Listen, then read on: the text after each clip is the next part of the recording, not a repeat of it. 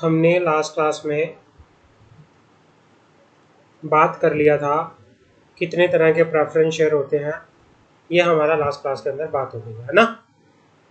Equity share क्या होता है, प्रेफरेंस शेयर क्या होता है, हमने लास्ट क्लास के अंदर अपना डिस्कशन ये पूरे का पूरा कर लिया था। सही बात है ना। जी सर। अब आता है हमारे आगे आगे क्या है, compliance for the publication of share capital under the companies act 2012। 2012 के अंदर क्या हुआ था, ये यहाँ पे 2013 कर लो।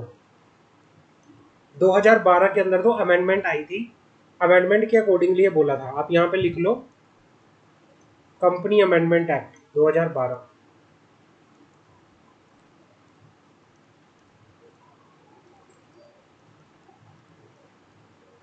वही क्या कहता है कि compliance for the publication of the share capital. ये क्या कहना चाह रहा है इस प्रोविजन के अकॉर्डिंगली, क्या ये कहना चाह रहा है, ये कहना चाह रहा है कि सेक्शन जो 60 है, it is provide under section 60 of the companies act 2013 that where any notice, advertisement, any official publication या एनी बिजनेस लेटर या बिल हेड या letter paper of the company contain a statement of account of the authorized capital of the company. Such notice, advertisement, other publication, or such letter, bill head, or letter shall also contain a statement in a equally prominent position and in equally conspicuous letter of amount of the capital which has been subscribed and has been paid up capital of the company. भाई ये section 60 का कहता है, section 60 ये कहना चाह रहा है कि किसी भी नोटिस पे, किसी भी लेटर पे, किसी भी बिल पे, किसी भी एडवर्टीजमेंट पे, किसी भी ऐसे किसी भी स्टेटमेंट पे अगर कहीं भी कंपनी अथोराइज कैपिटल को, अथोराइज कैपिटल के अमाउंट को मेंशन कर रही है,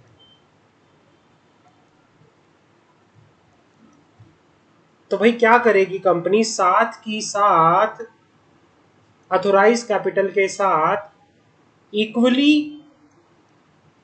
प्रोमिनेंट पोजीशन में, मतलब जितना स्पेस आप अथोराइज शेयर कैपिटल को मेंशन करने में दिखा रहे हो उतना ही स्पेस में आप प्रॉपरली क्या करोगे, स्टेटमेंट दोगे कंपनी की subscribed and paid up capital के बारे में।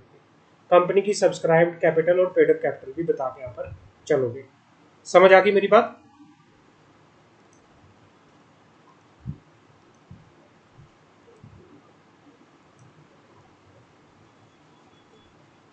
हाँ जी बच्चों, कोई डाउट?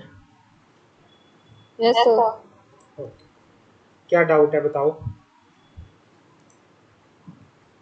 कोई डाउट नहीं है सर। ओके ओके, चलो तो आगे बढ़े।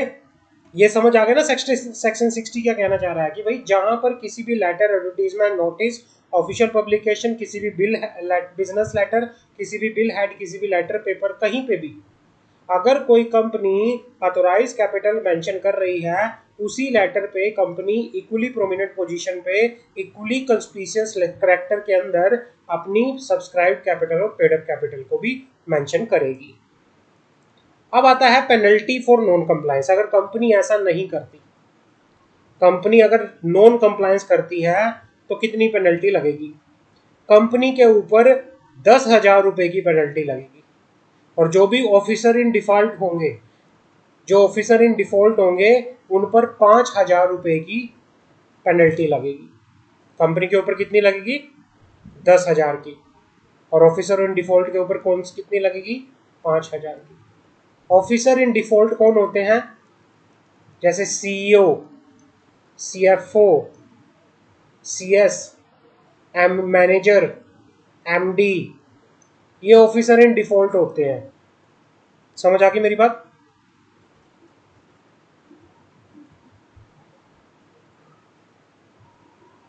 Yes sir. आगे बढ़े।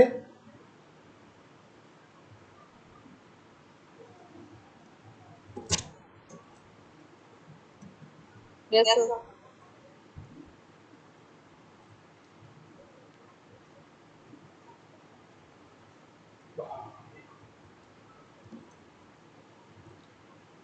Voting right of equity share क्या होता है? Voting right of equity share holder.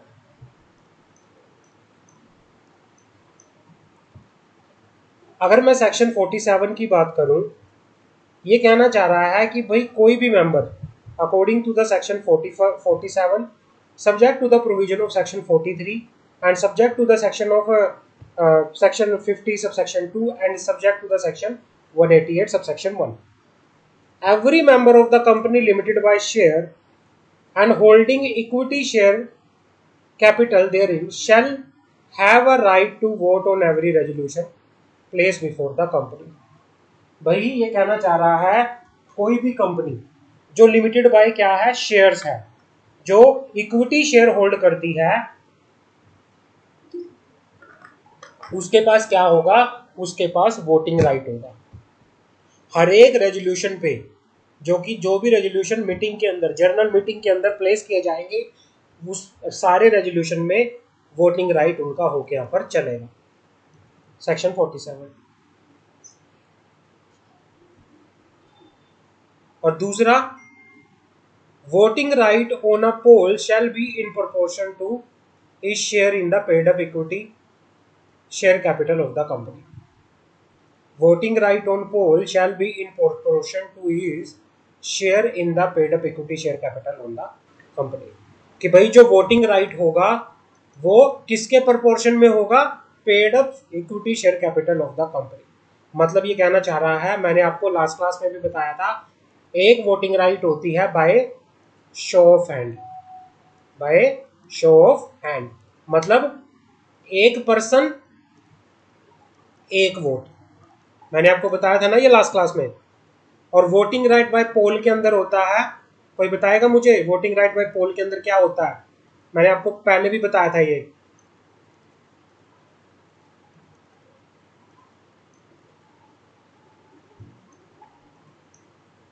Sir जैसे वोट्स क्या होता है? आवाज कट रही है सिमरन आपकी। वोटिंग को डाला जाता है। आपकी वॉइस ब्रेक हो रही है सिमरन। अभी हेलो, हाँ जी, होती है कंट्री में, वैसे चिट्स को डाला जाता है एक बॉक्स में। हाँ जी सर, पेपर पे जो लिख करके जो वोट होता है उसको कहते हैं। मतलब वो होता है पोस्टल बैलेट, जो जिसकी आप बात कर रहे हो वो पोस्टल बैलेट होता है। पोल के अंदर क्या होता है, एक वोट एक शेयर, एक शेयर एक वोट, एक शेयर की एक वोट मिलेगी। मान लो आपके पास 500 शेयर है, तो आपके पास कितनी वोट है, 500 वोट। ये होता है वोटिंग बाय पोल। क्लियर है, समझ आ गई? सर ये शेयर के अकॉर्डिंग ही होगा, मतलब अगर जितने ज्यादा शेयर होंगे उतना ही ज्यादा वोट कर सकते हैं, ऐसा कुछ है? हाँ, voting by show of hand क्या होता है? Voting by show of hand होता है कि एक पर्सन एक वोट, चाहे आप कितने मर्जी शेयर होल्ड करते हो, लेकिन आप एक पर्सन हो तो एक ही वोट दोगे। लेकिन पोल के द्वारा क्या होता है, पोल का फायदा क्या होता है, आपके पास अगर 10,000 शेयर है तो मान लो आपके पास क्या है, 10,000 वोट है। समझ आ गई मेरी बात? ठीक है सर। हाँ, आगे बढ़ते हैं। वोटिंग राइट का समझ आ गया क्या होता है, इक्विटी शेयर का, वोटिंग राइट का? Yes sir. अब आता है voting right of preference share holder. जी sir. Voting right of preference share holder.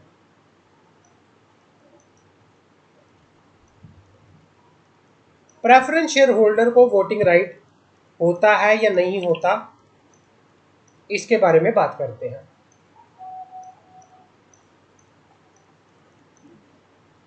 भाई ये कहना चाहता है, अच्छा मैंने क्या बताया था आपको प्रेफरेंस शेयर की वोटिंग के बारे में, कोई मुझे बताएगा? प्रेफरेंस शेयर की वोटिंग के बारे में मैंने आप लोगों को क्या बताया था? उसके अंदर जो शेयर होल्डर होते हैं वो उनके पास ऑप्शन रहता है कि वोट करने का नहीं करने का। किन किन मैटर में वो वोट कर सकते हैं? जब प्रेफरेंस शेयर जो होते हैं वो वोट भी कर सकते हैं और नहीं भी कर सकते, पार्शियल होते हैं। देखो क्या होता है, प्रेफरेंस शेयर होल्डर के पास सिर्फ 2 ही मुद्दों में वोट करने का पावर होता है। पहला, वाइंडिंग अप के टाइम पे, वाइंडिंग अप के टाइम पे। दूसरा कब होता है, जब कंपनी क्या हो रही है कि मतलब मान लो कोई भी ऐसा रेजोल्यूशन है जिसमें प्रेफरेंस शेयर होल्डर क्या है, इंटरेस्टेड है। अगर इन दोनों मुद्दों से रिलेटेड कोई चीज है तब एक प्रेफरेंस शेयर होल्डर के पास वोटिंग राइट आता है। लेकिन कुछ सिचुएशंस होती हैं जहां प्रेफरेंस शेयर होल्डर को सारे रेजोल्यूशन पे वोटिंग करने का पावर आता है।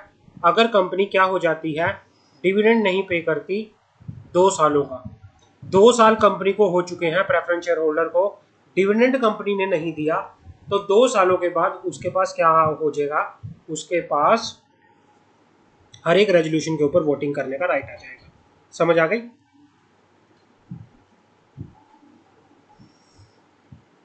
जी सर। अब voting right of preference share holder, voting right of preference share holder कहता है सेक्शन 47, जो सेक्शन 47 सबसेक्शन 1 है वो किसके बारे में बात करता है, वो इक्विटी शेयर होल्डर के बारे में बात करता है, voting of equity share holder. और सेक्शन 47 सबसेक्शन 2 बात करता है voting of preference share holder. और preference share holder section 47 subsection 2 कहता है state that every member of company limited by share and holding any preference share capital therein shall in respect of such capital have a right to vote only on resolution placed before the company which directly affect the right of the preference shareholder। मतलब वो जहां पर उसका right affect हो रहा है, जहां पर वो इंटरेस्टेड है, सिर्फ उस मुद्दे पर वो रेजोल्यूशन पास कर सकता है। और दूसरा वोटिंग राइट उसका किसके पास है, any resolution place before the any resolution for the winding up of the company और for the repayment of reduction of it is equity और preference capital and it is voting right on poll shall be in proportion to the share in the paid up preference share capital of the company. मतलब इसके पास 2 या 3 मुद्दों के लिए, एक तो जहां पर इसका राइट अफेक्ट हो रहा है, मतलब जहां पे ये इंटरेस्टेड है, मतलब इंटरेस्टेड का मतलब जहां पे इसका राइट अफेक्ट हो रहा है, या जहां पर रिडक्शन हो रही है प्रेफरेंस शेयर कैपिटल की, जहां पे रिडक्शन हो रही है वो, या फिर कंपनी वाइंड अप में जा रही है वो, तभी इनके पास क्या आता है, वोटिंग राइट आता है। Provided that the proportion of the voting right of equity shareholder to the voting right of the preference shareholder shall be same proportion as the paid up capital in the respect of equity share bear the paid up capital। इसको काट दो, कुछ नहीं है इसमें, सिर्फ ये बोल रहा है कि भाई जो प्रपोर्शन होगा प्रेफरेंस शेयर होल्डर के जो वोटिंग राइट का जो प्रपोर्शन होगा सेम होगा जिस तरह से इक्विटी शेयर वालों का होता है कि भाई जितना इक्विटी शेयर वालों के पास paid up equity share capital होगी, ऐसे ही प्रेफरेंस शेयर वालों के पास जितने प्रेफरेंस शेयर होंगे उतना ही उनको वोटिंग राइट होगा। समझ आ गई? जी सर। कोई डाउट हो तो मुझे पूछ सकते हैं, किसी का कोई डाउट? सिमरन का बहुत तगड़ा डाउट है, सिमरन पूछो। नो सर, कोई डाउट अच्छा, कल की क्लास देखी? नहीं सर, अभी टाइम।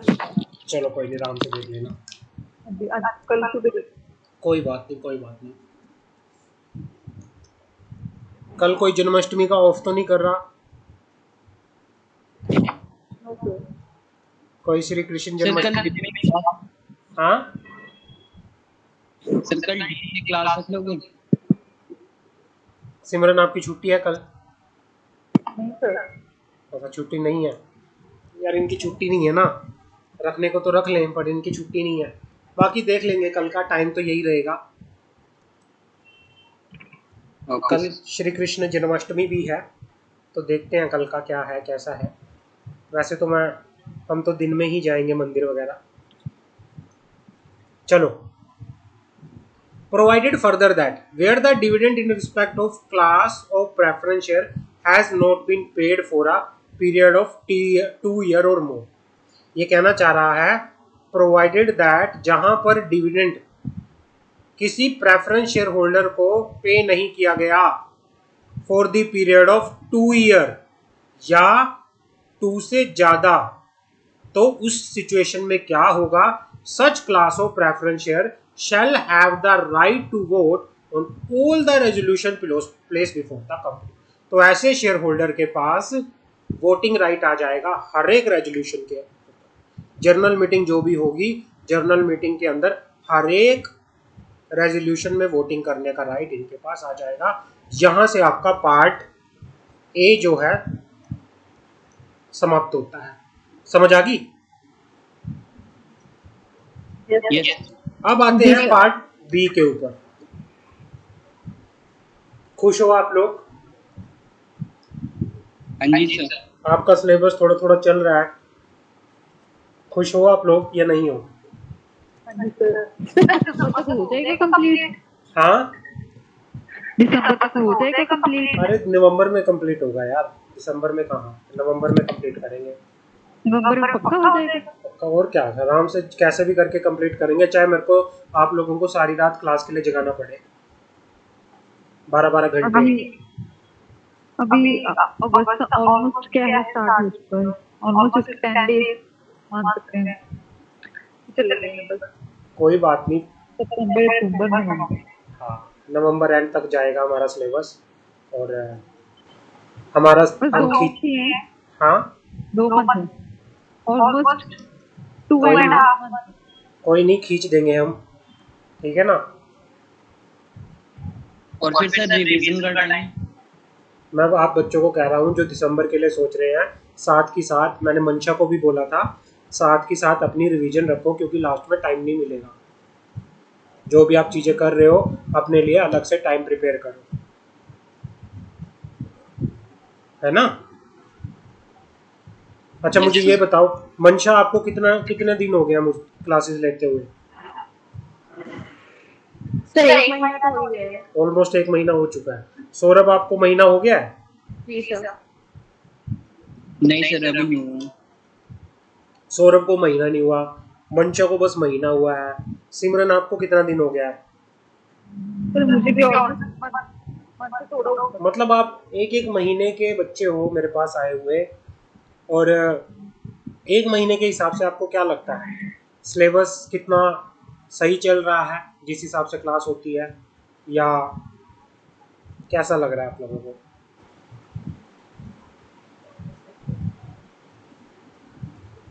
सर ठीक चल रहा है। सिमरन, आप बताओ।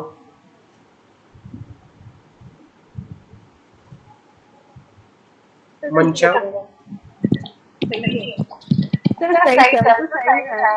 हाँ,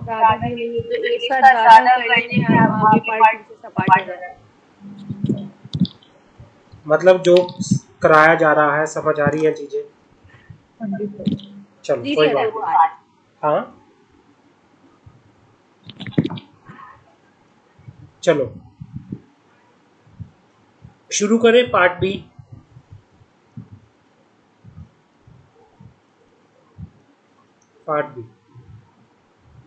पार्ट बी के अंदर आज बात करेंगे issue and allotment of security.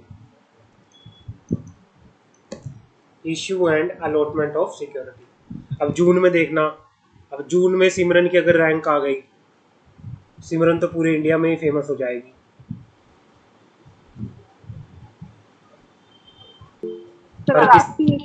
हर किसी को सिमरन का नाम याद रहेगा। आपको लगता है? क्यों नहीं आएगी यार, अगर आप अच्छे से कॉन्फिडेंट होके अपने आप पे विश्वास करके चीजें करोगे तो क्यों नहीं रैंक आएगी। दोनों ग्रुप दे रहे हो तो ये सोच के दो कि दोनों एक साथ मुझे पास करने हैं। आपको अपने काबिलियत पे विश्वास होना चाहिए।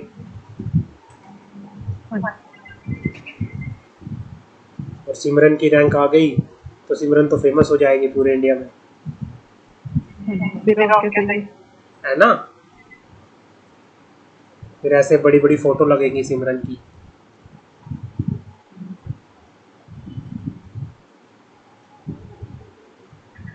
चलो, अगर प्रिपरेशन करना तो ये सोच के ही करना कि भाई रैंक तो मेरी आ सकती है, मैं कर सकती हूँ रैंक तो। चलो, issue and allotment of, sir pre examination में ही समझ में आया था कि किस टाइप का हो सकता है पेपर, क्योंकि क्या कह रही हो गूगल में भी नहीं मिल रही थी। क्या कह रही हो मिस मंशा खान? सर वो पीईटी का जो एग्जामिनेशन था अभी, जो हाँ। प्री एग्जामिनेशन, उसके अंदर ही चीजें बहुत ज्यादा मतलब गूगल पे भी नहीं मिल रही थी सर्च करने में।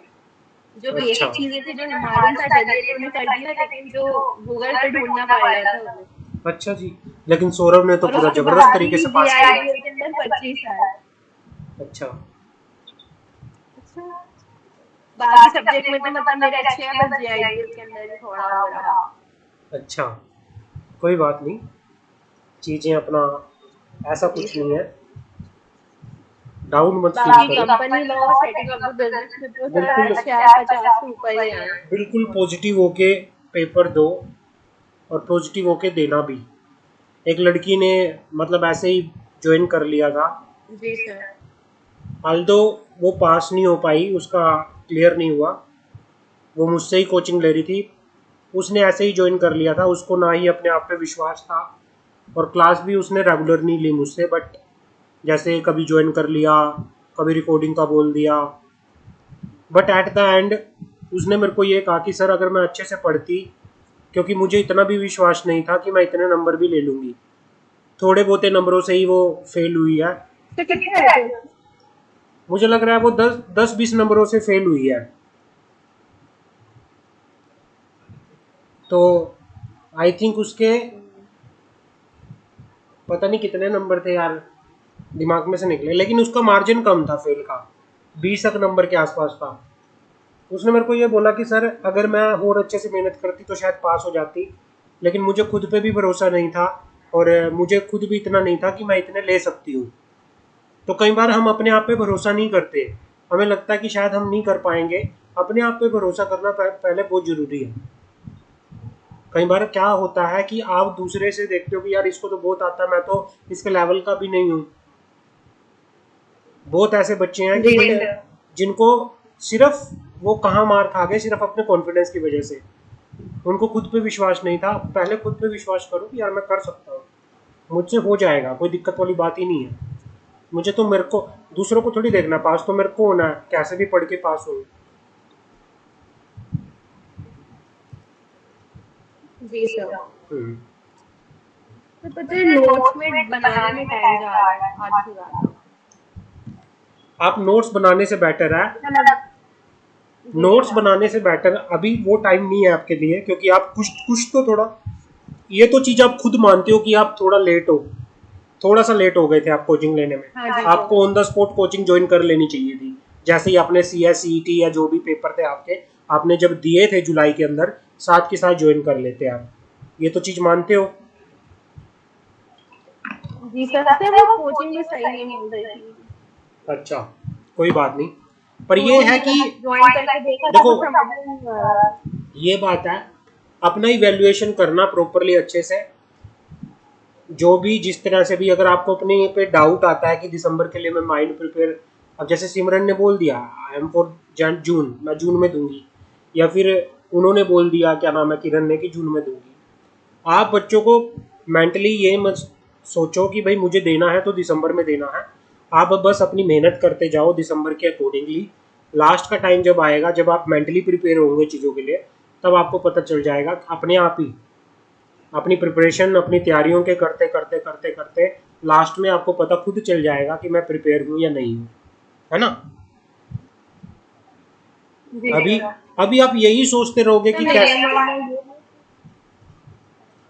सर मेरा मानना ये है कि अटेम्प्ट देना है तो दिसंबर के लिए, तो अगर आप सीएस बन भी रहे हो तो आप 6 महीने पीछे हो जाओगे। हाँ, सही बात है। अरे पता है क्या यार, क्या अभी है ना, हम क्या सोच लेते हैं कि शायद हम प्रिपेयर नहीं कर पाएंगे, शायद नहीं होगा, शायद हम गिव अप कर देते हैं एट द एंड जाके। काफ़ी बच्चे मैंने देखे हैं जो प्रेशर हैंडल ही नहीं कर पाए।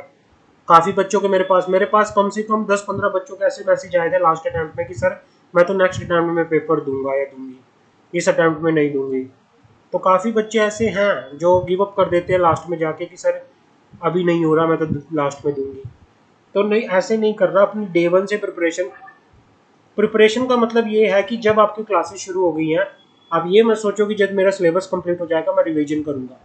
साथ के साथ अपना एक side by side time table prepare करो। रैंकर्स जो होते हैं, रैंकर्स क्या करते हैं, वो अपना तो पढ़ते ही हैं क्लासेस में, प्लस वो साथ के साथ पीछे से एक प्रिपरेशन एक टाइम टेबल लेके चलते हैं। इसका बेनिफिट आपको क्या मिलेगा, इसमें आपका सिलेबस तो आपका कंप्लीट होगा, सिलेबस के साथ साथ आपकी एक रिवीजन भी कंप्लीट हो जाएगी। ये सबसे बड़ा बेनिफिट आपको मिलेगा। सिलेबस तो आपका कंप्लीट होगा ही, प्लस आपको एक रिवीजन भी मिल जाएगी साथ के साथ, और दूसरी रिवीजन को करते हुए आपको मजा आएगा। तो ये स्ट्रेटजी हमेशा रखो साथ के साथ। ये मत सोचो कि मेरा सिलेबस अभी कंप्लीट नहीं हुआ तो कोई फायदा नहीं है। सिलेबस तो ठीक है, वो भी पढ़ो, लेकिन अपना एक रिवीजन का शेड्यूल अलग से साथ के साथ कैरी करो। जिसने ये कैरी कर लिया उसके चांसेस जो रहते हैं पॉजिटिव रहते हैं पूरे। तो वो भी साथ के साथ अपना रखो, और आपके लिए तो मस्ट है, दिसंबर वालों के लिए तो अभी मस्ट है बहुत ज़्यादा।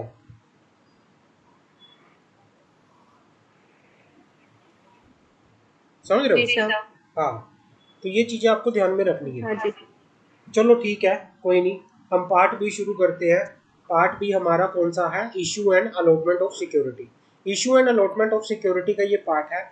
इसमें हम बात करेंगे सिक्योरिटी क्या होता है, सिक्योरिटी को किस तरह से इशू किया जाता है, अलॉटमेंट ऑफ सिक्योरिटी के रिगार्डिंग, शेयर के रिगार्डिंग, शेयर सर्टिफिकेट के रिगार्डिंग, इसमें सारा वो बात होगी। समझ आ गई मेरी बात? Yes sir. जी चलो, सर। सिक्योरिटी क्या होता है, कोई मुझे बताएगा?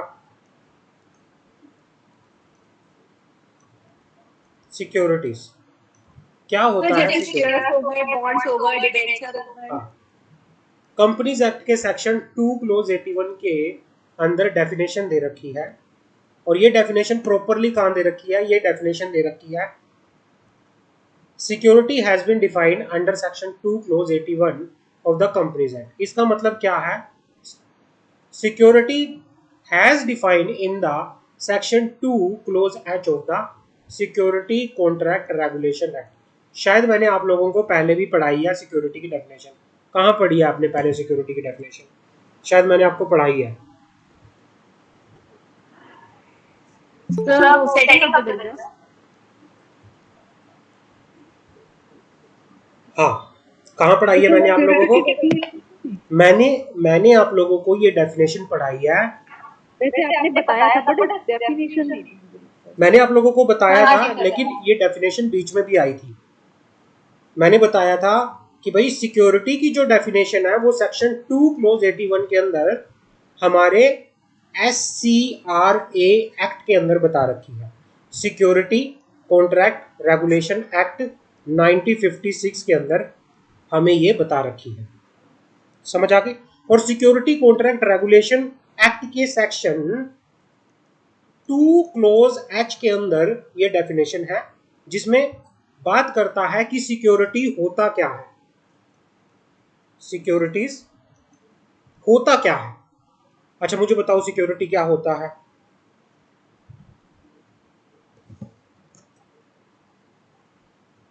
Sir share, stock, debenture, bond. हाँ भाई, सिक्योरिटी के अंदर क्या क्या आता है? सिक्योरिटी के अंदर आता है हमारा सबसे पहले share, scripts, bond, debenture, debenture stock, कोई भी म्यूचुअल फंड की यूनिट, कोई भी पूल इन्वेस्टमेंट व्हीकल की यूनिट, कोई भी डेरिवेटिव या कोई भी गवर्नमेंट सिक्योरिटी, वो सारी की सारी किसके अंदर आती हैं? सिक्योरिटी की डेफिनेशन में आती है। एक बार पूरी डेफिनेशन पढ़ लेते हैं, क्या है सिक्योरिटी की डेफिनेशन। भाई सिक्योरिटी की डेफिनेशन कहाँ बता रखी है? कोई बताएगा मुझे सिक्योरिटी की डेफिनेशन कहाँ बता रखी है? Section 2 subsection 81। सेक्शन 2 नहीं होता, सेक्शन 2 सेक्शन क्लोज 2 क्लॉज 81 के अंदर होता है। और सेक्शन 2 क्लोज 81 में काम क्या बता रखा है, मुझे बताओगे?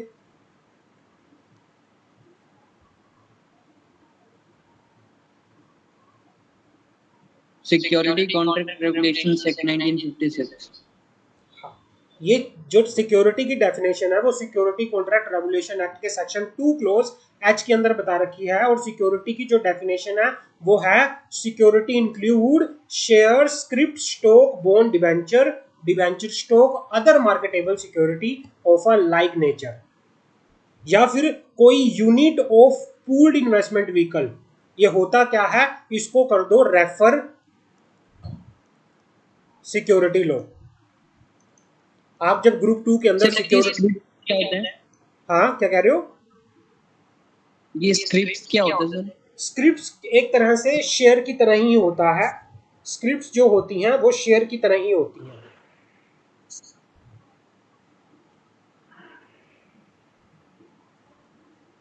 आपका sir sir debenture stock debenture जैसे क्या होता है, मैंने आपको शेयर और शेयर स्टॉक के बारे में बताया था, नहीं बताया था? शेयर हाँ जी सर। क्या बताया था, मुझे बताओगे एक बार?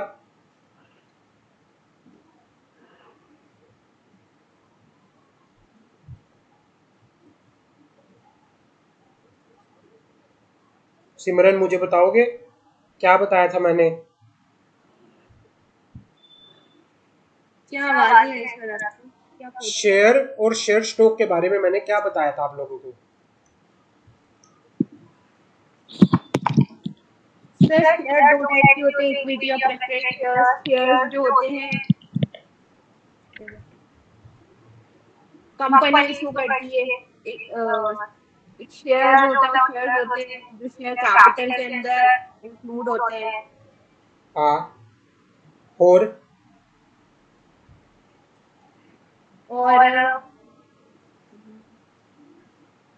शेयर ट्रांसफर हो जाते हैं। मैं बताता हूँ शेयर और शेयर स्टॉक का मीनिंग क्या है। शेयर जो होते हैं, शेयर मीन द शेयर्स जो होते हैं वो डिवाइडेड होते हैं, नंबर्स में होते हैं, शेयर नंबर में होते हैं। लेकिन जब इन नंबर ऑफ शेयर को, मान लो आपके पास, मैं बोल दूं मंशा के पास रिलायंस के 50 शेयर हैं, टाटा के 80 शेयर हैं। आप बात कर रहे हो नंबर्स की, जब आप नंबर्स की बात करते हो उसको कहते हैं शेयर। लेकिन जब आप सारे शेयर को इकट्ठा करके अमाउंट में कन्वर्ट कर देते हो तो वो बन जाता है स्टॉक। मेरे पास 50,000 रुपए का स्टॉक है, इट मीन्स आपके पास 50,000 रुपए के शेयर का स्टॉक है। समझ आ गई? हमेशा शेयर स्टॉक को डिनोट किया जाता है अमाउंट्स में और शेयर को डिनोट किया जाता है नंबर्स में। क्लियर है? समझ आ गई मेरी बात? इसी तरह से डिबेंचर होते हैं और डिबेंचर स्टॉक होता है कि भाई डिबेंचर इट मीन्स जिसको आप नंबर में डिफाइन करते हो, मेरे पास इतने नंबर ऑफ डिबेंचर्स हैं। लेकिन अगर आप जब ये कहते हो कि मेरे पास इतने रुपए के डिबेंचर है, इट मीन्स मेरे पास इतने रुपए का डिबेंचर स्टॉक है, कि मेरे पास डिबेंचर का स्टॉक पड़ा हुआ है 50,000 रुपए का, मतलब आपके पास 50,000 रुपए के डिबेंचर है। समझ आ गई? जी सर। कोई डाउट?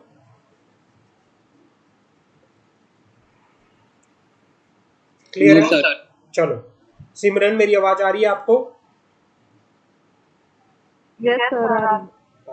बोल नहीं रहे सिमरन आज आप, क्या बात? नहीं सर कुछ नहीं। हाँ, नहीं वैसे ही सर।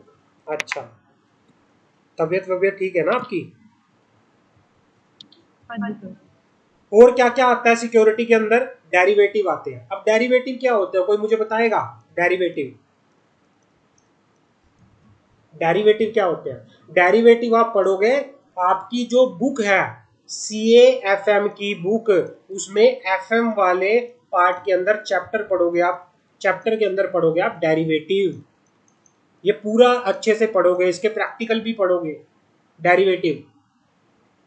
ये क्या होता है मैं बता देता हूं। डेरिवेटिव वो सिक्योरिटी होती है जो अपनी जिसकी वैल्यू कुछ नहीं होती। ऐसी ऐसी सिक्योरिटीज जिनकी अपनी कोई वैल्यू नहीं होती, वो वैल्यू डिराइव करते हैं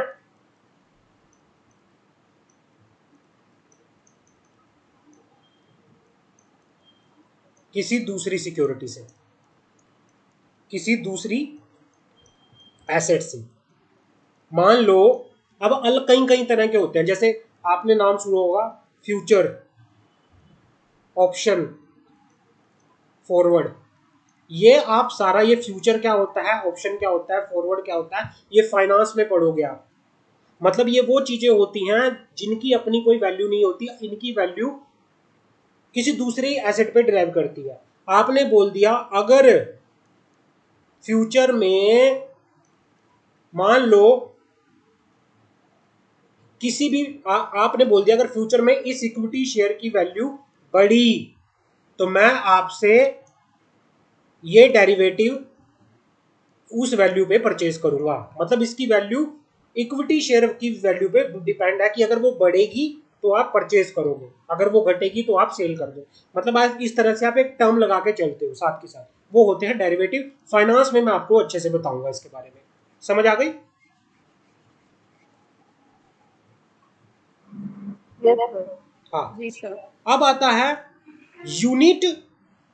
यूनिट और any other instrument issued by any collective investment scheme. Collective investment scheme क्या होता है कि भाई ये कलेक्टिव इन्वेस्टमेंट स्कीम के अंदर क्या होता है, जो वो होते हैं institutional investors, types of institutional investor. Collective investment का पूरा चैप्टर है किसमें, आपके ग्रुप 2 के अंदर, सिक्योरिटी लॉ के अंदर। सिक्योरिटी में और कौन कौन सी आती हैं सिक्योरिटी के अंदर, securities has security receipt has defined under the securitization and reconstruction scheme. और कोई भी यूनिट म्यूचुअल फंड की है तो ये सारा किस में आता है, ये सारा आपकी सिक्योरिटी की डेफिनेशन में आता है। अगर आपसे कोई सिक्योरिटी की डेफिनेशन पूछे तो बता सकते हो क्या होता है सिक्योरिटी? मैंने आपको ये डेफिनेशन पढ़ाई थी कॉर्पोरेट अकाउंटिंग के चैप्टर में। कॉर्पोरेट अकाउंटिंग में मैंने आपको बताया था कि सिक्योरिटी के अंदर share, share stock, debenture, debenture stock, mutual fund, unit of collective investment scheme, और भाई आपका security receipt under the securitization reconstruction वो एक्ट के अंदर, सारफेसी एक्ट के अंदर, ये सारी की सारी क्या होती है, आपकी सिक्योरिटी होती है। याद हो जाएगा? क्लियर है? Yes, sir.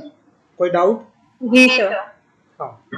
कोई भी गवर्नमेंट सिक्योरिटी, आपकी कोई गवर्नमेंट सिक्योरिटी है, वो भी किसके अंदर आती है, सिक्योरिटी की डेफिनेशन के अंदर आती है। तो आपको ध्यान रखना है कोई भी पूल्ड इन्वेस्टमेंट व्हीकल की यूनिट होगी वो भी किस में आती है, आपकी सिक्योरिटी में आती है। तो ये सारा आपको ध्यान रखना है, पढ़ना है अच्छे से। जो मैंने बताया है वो सारे का सारा सिक्योरिटी की डेफिनेशन में आपका रहेगा, मेन चीजें जो मैंने आपको बताई है। क्लियर है? कोई डाउट आपका? Yes, sir. अच्छा, प्रोस्पेक्टस Clear क्या है। होता है? प्रोस्पेक्टस एक आता है हमारे पास, प्रोस्पेक्टस सेक्शन टाइप होता है। सेक्शन 2 क्लोज 70 में बताया गया। बताओ क्या होता है प्रोस्पेक्टस, क्या होता है? हाँ जी, क्या कह रहे हो सिमरन?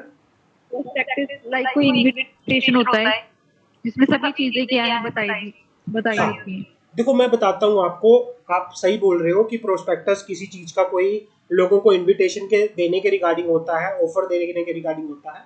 देखो जैसे आप क्या करते हो, आपने कॉलेज में एडमिशन लेना है, आप कॉलेज का कोई प्रोस्पेक्टस देखते हो, किसी यूनिवर्सिटी का कोई प्रोस्पेक्टस देखते हो, है ना?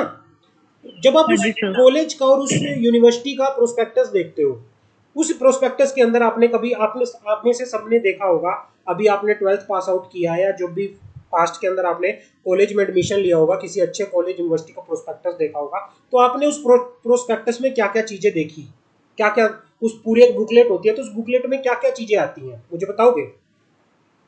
सभी चीजें बिल्डिंग के बारे में होता है, हाँ और भी कौन सी एक्टिविटीज हैं, हाँ, फीस स्ट्रक्चर, ऐसे सभी चीजें होती हैं। प्लेसमेंट से रिलेटेड कोर्सेज के बारे में होता है, कोर्सेज के बारे में होता है, रिजल्ट के बारे में होता है, परफॉर्मेंस के बारे में होता है, फैकल्टीज के बारे में होता है ना, सबकी एजुकेशन क्वालिफिकेशन होती है, फंक्शंस के बारे में बता रखा होता है, पूरे इवेंट्स के बारे में बता रखा होता है ना सब कुछ। सर मतलब कुछ भी नेगेटिव नहीं होता, सब कुछ पॉजिटिव ही होता है उनमें। प्रोस्पेक्टस के अंदर देखो यार क्या होता है, कोई भी कंपनी नया प्रोजेक्ट लेके आ रही है या कोई भी कंपनी शेयर इशू कर रही है तो कंपनी भी अपना प्रोस्पेक्टस इशू करती है पब्लिक में। प्रोस्पेक्टस के अंदर क्या होता है, कंपनी की पूरी डिटेल होती है, कंपनी क्या है, कंपनी का नाम क्या है, कंपनी क्या काम करती है, कंपनी का बिजनेस क्या है, कंपनी के बोर्ड की क्या क्या डिटेल्स है, कंपनी का कहाँ कहाँ बिजनेस है, कंपनी ने कितनी ग्रोथ कर लिया, कंपनी की फाइनेंशियल परफॉर्मेंस क्या है, आने वाले सालों में कंपनी की फाइनेंशियल परफॉर्मेंस क्या होगी, कंपनी क्या क्या प्रोजेक्ट लेके आना चाहती है। तो ये सारा हम पब्लिक को किस तरह से ग्रोथ दे सकते हैं, प्रोस्पेक्टस के अंदर बहुत सारी चीजें मेंशन होती है, जिसको पढ़ के क्या है इन्वेस्टर डिसीजन लेता है कि मैं इस कंपनी में इन्वेस्ट कर सकता हूं या नहीं कर सकता हूं। कोई भी कंपनी जब अपने शेयर इशू करती है ना, कोई भी कंपनी जब अपने शेयर इशू करती है तो वो साथ के साथ बोला गया है कंपनी लॉ के अंदर कि पहले कंपनी को इन अपना प्रोस्पेक्टस इशू करना होगा, ताकि लोगों को पहले पता तो चले ना कंपनी क्या है, कैसा बिजनेस लेके आ रही है, क्या फाइनेंशियल पोजीशन है, क्या क्या कंपनी के प्रोजेक्ट हैं, अभी कंपनी कैसे प्रोजेक्ट कर रही है, कंपनी के बोर्ड ऑफ डायरेक्टर्स की डिटेल्स, कंपनी का फॉरेन में कोई ब्रांच है उसकी डिटेल्स। तो ये सारा कंपनी की का अगर कोई केस चल रहा है तो उसके बारे में भी डिटेल्स प्रोस्पेक्टस में बताई जाएगी। मतलब एक लोगों को अवेयर करने के लिए पूरा, ताकि लोग पढ़ने के बाद अपने डिसीजन लें। तो उसके लिए पहले क्या किया जाता है, इन्वेस्टमेंट करने से पहले कंपनी प्रोस्पेक्टस इशू करती, समझ आ गई, शेयर इशू करने से पहले पहले अपना क्या करती है, प्रोस्पेक्टस इशू करती है। समझ आ गया प्रोस्पेक्टस क्या होता है? Yes. हाँ, अब पढ़ें क्या होता है प्रोस्पेक्टस। Yes, sir. चलो, प्रोस्पेक्टस की जो डेफिनेशन है वो सेक्शन 2 क्लोज 70 के अंदर बता रखी है। सेक्शन 2 क्लोज 70 के अंदर प्रोस्पेक्टस की डेफिनेशन क्या है, प्रोस्पेक्टस क्या होता है, प्रोस्पेक्टस मींस कोई भी डॉक्यूमेंट जो डिस्क्राइब करता है और इशू एज अ प्रोस्पेक्टस, मतलब कंपनी का कोई भी डॉक्यूमेंट जिसको एज अ प्रोस्पेक्टस कंपनी ने क्या किया है, डिस्क्राइब किया गया है। कंपनी ने बोला है, किसी भी डॉक्यूमेंट को अगर कंपनी ने ये कहा है कि ये हमारा प्रोस्पेक्टस है तो वो प्रोस्पेक्टस की डेफिनेशन में आएगा। प्रोस्पेक्टस में क्या क्या आते हैं, एक आता है रेड हरिंग प्रोस्पेक्टस। प्रोस्पेक्टस के टाइप्स होते हैं, एक होता है रेड हरिंग प्रोस्पेक्टस, एक होता है फाइनल प्रोस्पेक्टस, एक होता है फाइनल प्रोस्पेक्टस, एक होता है रेड हरिंग प्रोस्पेक्टस,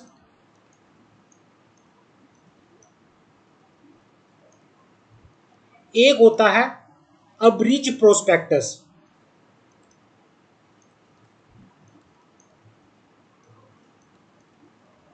एक होता है शेल्फ प्रोस्पेक्टस।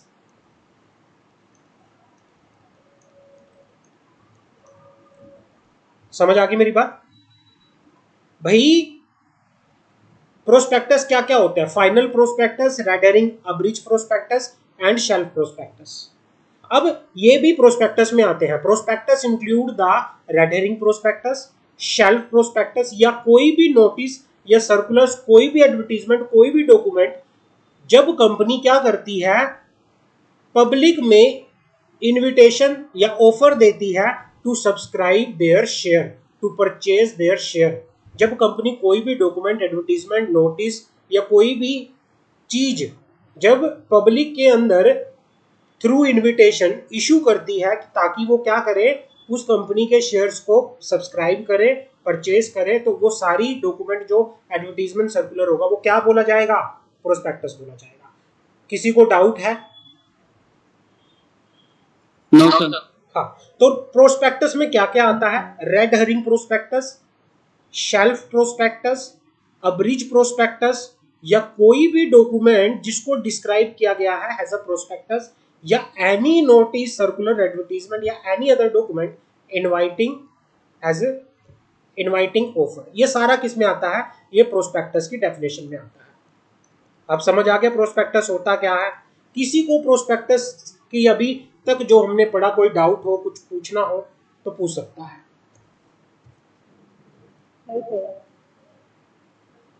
हाँ जी, नो सर। ओके, यहाँ तक क्लियर है सर। अच्छा। आज बच्चे बहुत कम दिख रहे हैं यार।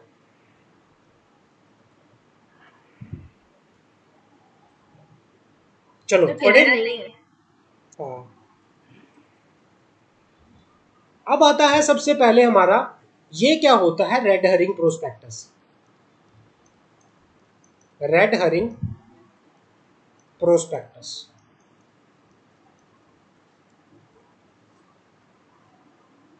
बताता हूं क्या होता है red herring prospectus.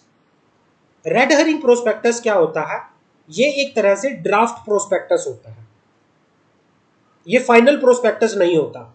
It is not a final prospectus. Basically ये क्या होता है, एक तरह का ये ड्राफ्ट प्रोस्पेक्टस होता है।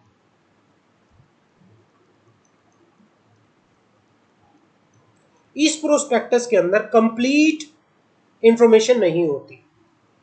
इस प्रोस्पेक्टस के अंदर कंपनी कितने नंबर ऑफ शेयर इशू करेगी, कंपनी कितने नंबर ऑफ शेयर इशू करेगी, और शेयर्स का प्राइस क्या होगा, ये चीजें मेंशन नहीं होती।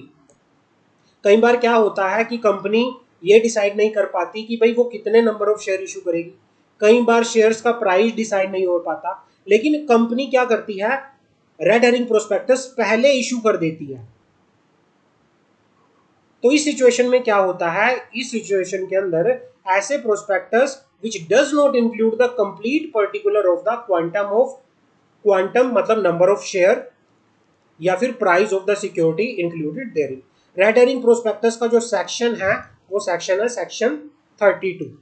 सेक्शन 32 अगर मैं सिंपल भाषा में बात करूं, ऐसे प्रोस्पेक्टस जो कंपनी की पूरी प्रोफाइल के बारे में तो बताते हैं, जो कंपनी के ऑपरेशन क्या हैं इनके बारे में तो बताते हैं, लेकिन शेयर्स कितने इशू करेगी कंपनी, कितने नंबर ऑफ शेयर इशू करेगी, क्या प्राइस होगा, उनके बारे में कोई डिटेल नहीं बताते। वो होते हैं आपके रेड हरिंग प्रोस्पेक्टस। समझ आ गई?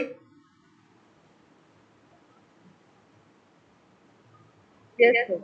हाँ, कंपनी जी सर।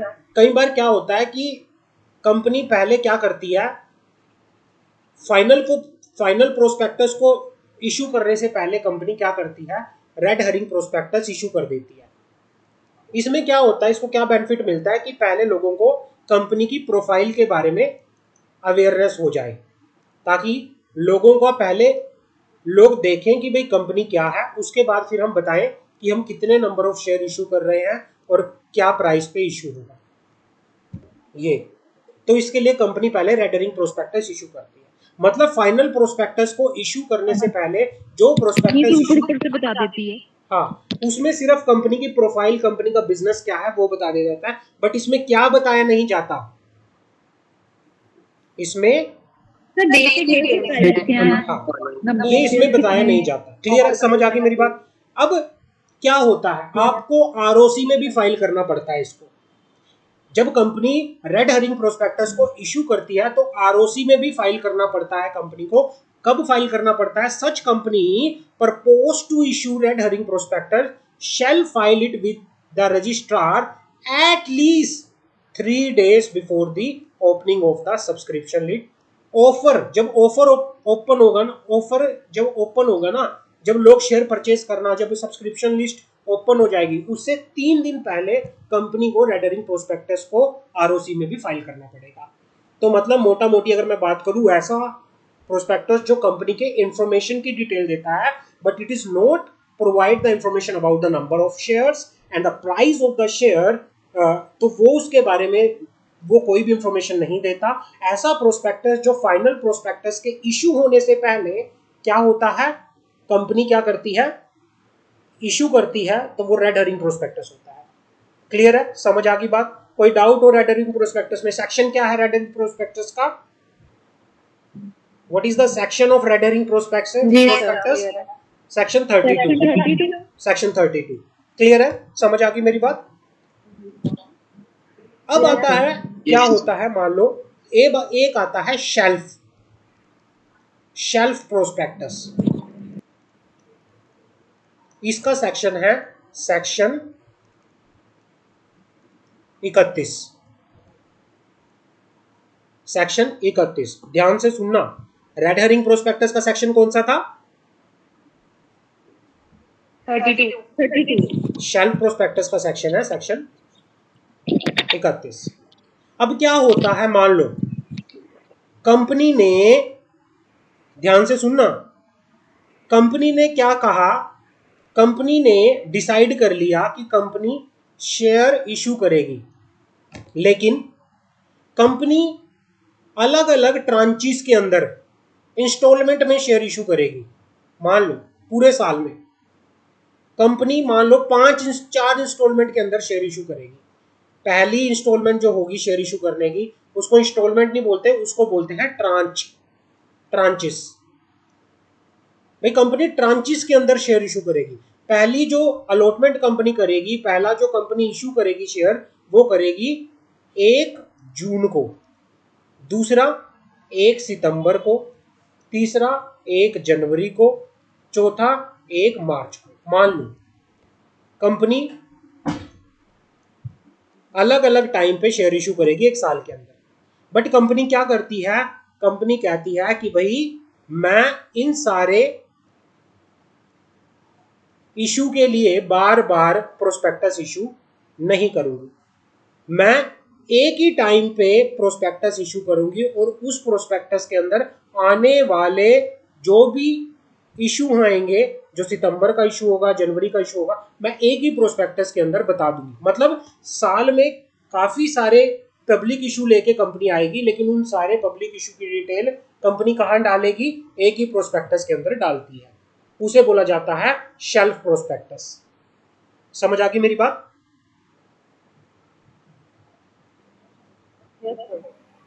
कोई डाउट हो तो एक बार मुझे बता दो। Company red herring prospectus issue करेगी। रेड हेरिंग प्रोस्पेक्टस नहीं है वो रेड हेरिंग प्रोस्पेक्टस दूसरी बात है, वो अलग बात है। कंपनी की मर्जी है, कंपनी करे या ना करे। It is the choice of the company. It is not mandatory to issue the red herring prospectus. It is all upon the choice of the company कि भाई वो करना चाहती है नहीं करना चाहती। अब मान लो, अब मैं आपको कहता हूं मंशा कि भाई मान लो आपकी कोई कंपनी है, आपको एक साल के अंदर 5 बार पब्लिक इशू करना है, मान लो। अब 5 बार पब्लिक इशू करना है, आप कहते हो यार बार बार क्यों मैं प्रोस्पेक्टस इशू करूं, मैं ना इस साल के अंदर जो 5 पब्लिक इशू होंगे अलग अलग डेट्स पे, 1 जून, 1 सितंबर, 1 दिसंबर, 1 जनवरी, 1 जो भी मार्च, कि भाई मैं अलग अलग डेट, अलग अलग पब्लिक इशू के लिए अलग अलग प्रोस्पेक्टस इशू नहीं करना चाहती।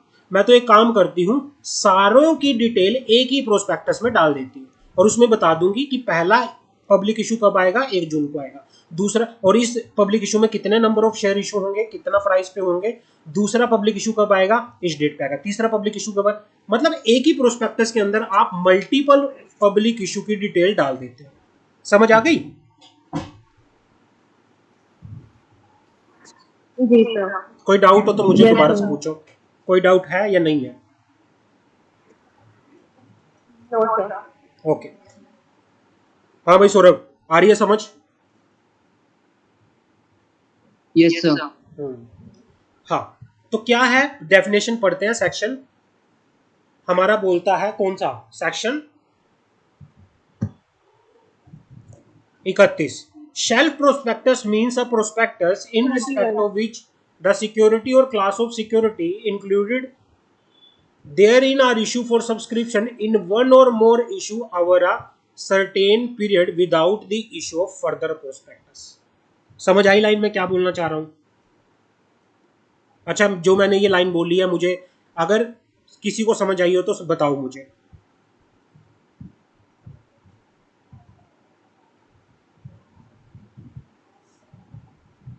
कि जो क्या एक्टिविटीज हैं आपकी, और मोर इश्यूज को क्या है इसमें कवर करना है। हाँ, ये कहना चाह रहा है कि भाई अगर एक कंपनी क्या कर रही है, एक टाइम पीरियड में एक से ज्यादा पब्लिक इशू लेके आ रही है, और कंपनी क्या कर रही है, उसके लिए एक ही प्रोस्पेक्टस इशू करती है, तो उस सिचुएशन में होता है, उस प्रोस्पेक्टस को बोलते हैं shelf prospectus. Shelf prospectus means prospectus in respect of which security और class of security included therein are issued for subscription in one और more issue over a certain period of time. मतलब ये वो prospectus होता है जिसमें वो security mention होती है जिनको पब्लिक सब्सक्रिप्शन के लिए एक से ज्यादा टाइम में क्या किया जाता है, एक से ज्यादा बार इशू किया जाता है एक फिक्स पीरियड ऑफ टाइम के अंदर। जैसे मैंने बताया कि कंपनी ने एक प्रोस्पेक्टस इशू किया जिसमें कंपनी ने बताया कि कंपनी 5 बार पब्लिक इशू लेके आएगी अलग अलग टाइम के अंदर, इतने नंबर, मान लो 1 लाख की सिक्योरिटी इशू करेगी, लेकिन इनकी जो इशू करेगी अलग अलग टाइम पे इशू करेगी। कुछ 50,000 एक टाइम पे कर दिए, 10,000 एक टाइम पे कर दिए। तो एक सर्टेन पीरियड ऑफ टाइम में जब कंपनी एक से ज्यादा इशू करती है और उन सिक्योरिटी की डिटेल एक ही प्रोस्पेक्टस में इशू करती है, तो एक ही प्रोस्पेक्टस में मेंशन करती है, तो उस प्रोस्पेक्टस को शेल्फ प्रोस्पेक्टस कहते हैं। क्या ऐसी सिचुएशन में कंपनी को दोबारा प्रोस्पेक्टस इशू करना मैंडेटरी होता है या नहीं होता, बताओ मुझे।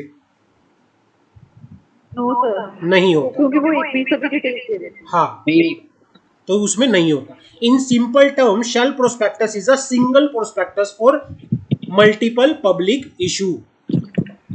इसको लिखो सेल्फ प्रोस्पेक्टस, जो कि होता है single prospectus for the multiple public issue. Multiple public issue, समझ आ गई मेरी बात? क्लियर है? जी सर। हाँ। Issuer is permitted to offer and sell security to public without separate prospectus for each of the offering for a certain period। मतलब ईश्वर का मतलब यहाँ पे किससे है? ईश्वर का मतलब है कंपनी से। भाई यहाँ पे कंपनी को अपनी कोई सिक्योरिटी पब्लिक को अगर बेचनी है या अपनी कोई सिक्योरिटी पब्लिक को अगर ऑफर करनी है, तो इसके लिए कंपनी कोई दोबारा से अलग से क्या नहीं करती, प्रोस्पेक्टस इशू नहीं करती उस पीरियड के लिए। अगर कंपनी ने कह दिया कि आने वाले 1 साल के अंदर मैं 5 पब्लिक इशू लेके आऊंगी और इस पब्लिक इशू का टाइम मेरा ये होगा, तो एक ही प्रोस्पेक्टस में अगर बता दिया तो कंपनी को दोबारा प्रोस्पेक्टस इशू करने की जरूरत नहीं होती। उस एक प्रोस्पेक्टस को बोला जाएगा शेल्फ प्रोस्पेक्टस। क्लियर है? समझ आ गई मेरी बात? जी सर। सर मेरा क्वेश्चन ये था कि अगर कंपनी सेल्फ प्रोस्पेक्ट निकालती है और उसके बाद वो इशू नहीं करती है सिक्योरिटी, तो फिर ऐसी कंडीशन में क्या होगा?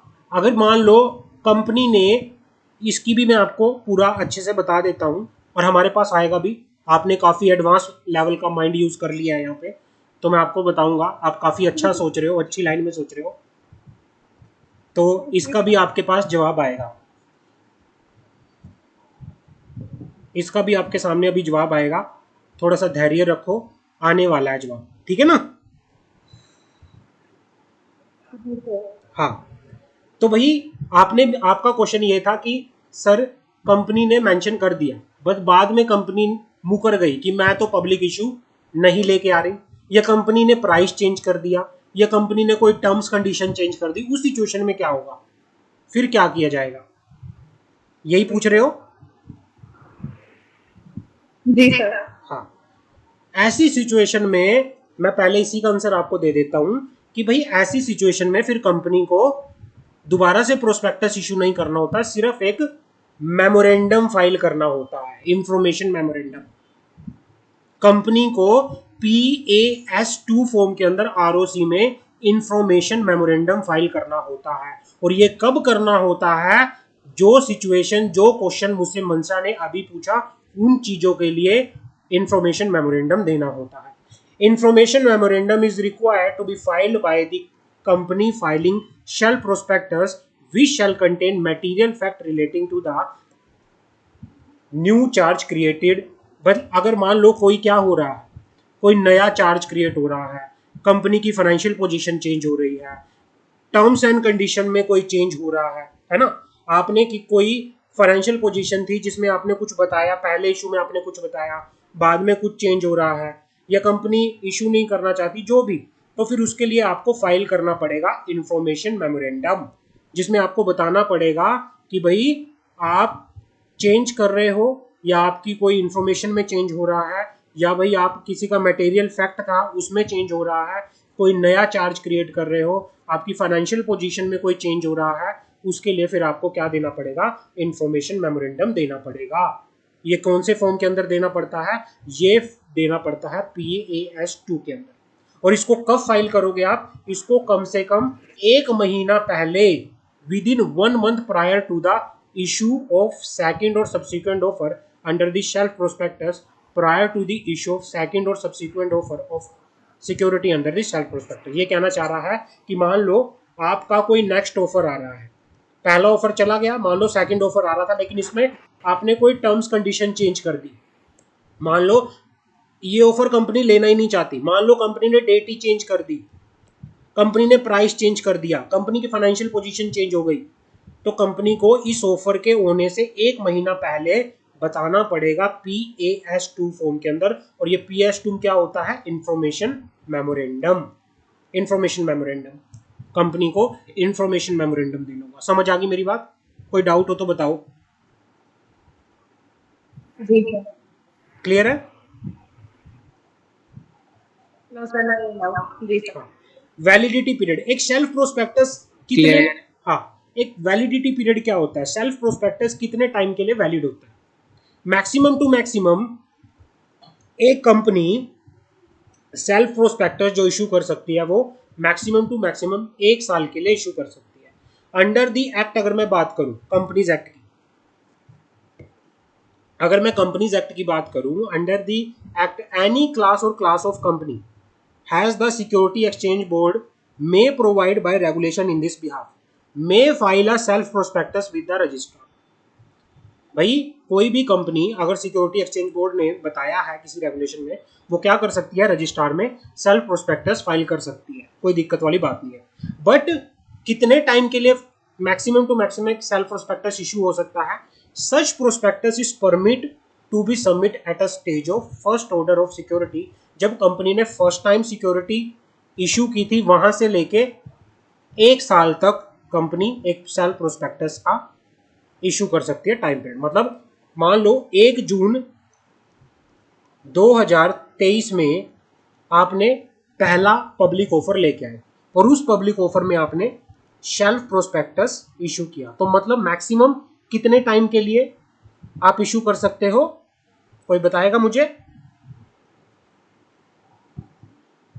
1 ईयर कहाँ खत्म होगा, 1 साल तक, 31 मई 2024। क्लियर है? इतने पीरियड तक के लिए आप क्या कर सकते हो, प्रोस्पेक्टस इशू कर सकते हो।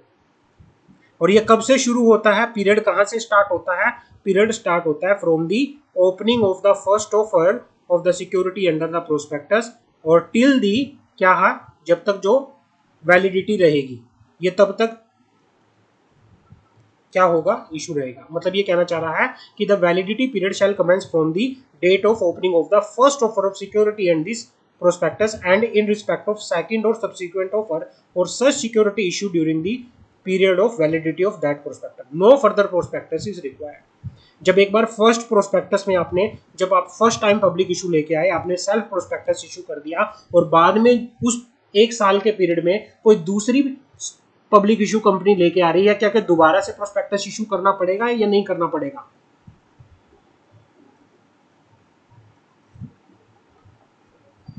सर 1 साल बाद दोबारा से करना पड़ेगा? नहीं, मैं उसी पीरियड की बात कर रहा हूँ, उस पीरियड में क्या करना पड़ेगा?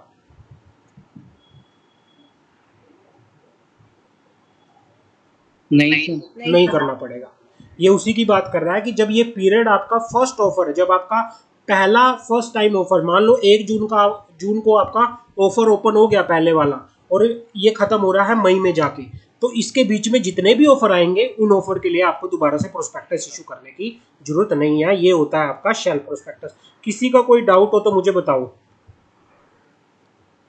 नो सर, नहीं है ना? हाँ, अब एडवांटेज क्या होता है, advantage to the investor. Investor को क्या एडवांटेज है इसका? The section also provide to the benefiting provision to the investor. The proviso provide that where a company or other person has received application for the allotment of security along with advance payment for the subscription before the making of any such change, the company or other person shall intimate to the change to the applicant, and if they express desire to withdraw their application, the company or other person shall refund all the money received as subscription within 15 days. ये कहना चाह रहा है कि भाई मान लो हमने shelf prospectus issue किया, कंपनी ने शेल्फ प्रोस्पेक्टस इशू किया, इसमें कंपनी ने बता दिया कि कंपनी 1 जून को एक पब्लिक ऑफर लेके आएगी, एक पब्लिक ऑफर लेके आएगी सितंबर में, एक पब्लिक ऑफर लेके आएगी दिसंबर में, एक पब्लिक ऑफर लेके आएगी मई मार्च के अंदर, मान लो। अब जब सेल्फ प्रोस्पेक्टस इस पब्लिक ऑफर में इशू हुआ, ये पब्लिक में चला गया, अब पब्लिक को तो पता चल जाएगा कि भाई कंपनी के इस साल में 5 पब्लिक इशू आएंगे। और क्या हुआ, कंपनी पब्लिक ने क्या कर दिया, मान लो पब्लिक ने ये बोल दिया कि मुझे इस वाले इशू में शेयर चाहिए, इस इशू के रिगार्डिंग एडवांस में पैसा कंपनी को दे दिया। समझ गए मेरी बात? इस वाले इशू के रिगार्डिंग पब्लिक ने एडवांस में एप्लीकेशन लगा दी कि भाई जो ये इशू आएगा ना, मुझे इस इशू में नहीं चाहिए शेयर, जब ये इशू आएगा तब मुझे शेयर चाहिए, और इस शेयर के मैं पैसे आपको अभी एडवांस में दे देता हूं, मान लो। लेकिन क्या हुआ, जो टर्म्स एंड कंडीशन पढ़ के पब्लिक में से किसी पर्सन ने शेयर लिए, शेयर के लिए अप्लाई किया था, मान लो इस वाले इशू के आते आते टाइम चेंज हो गया कुछ, अब इसको लगता है कि नहीं यार ये तो कंडीशन ही चेंज कर दी इन्होंने, मेरे को नहीं करना, मेरे को तो पैसा चाहिए। तो कंपनी लो कहता है कि भाई कंपनी को अगर कोई ये कहता है इन्वेस्टर कि मुझे मेरा पैसा चाहिए, मुझे मेरा पैसा निकलवाना है, तो वो कंपनी को बोल के अपना पैसा वापस ले सकती है 15 दिनों के अंदर अंदर। 15 दिनों के अंदर अंदर जब वो कंपनी को बोलेगी, 15 दिनों, जिस दिन वो अपनी डिजायर एक्सप्रेस करेगा विड्रॉ की, तो उसको 15 दिनों के अंदर अंदर वापस कर दिया जाएगा पैसा। यहां तक क्लियर है? Yes sir. यहां तक किसी का कोई डाउट हो तो मुझे बता सकता है। No sir. कोई डाउट नहीं है यहां तक? नहीं। चलो आगे करें।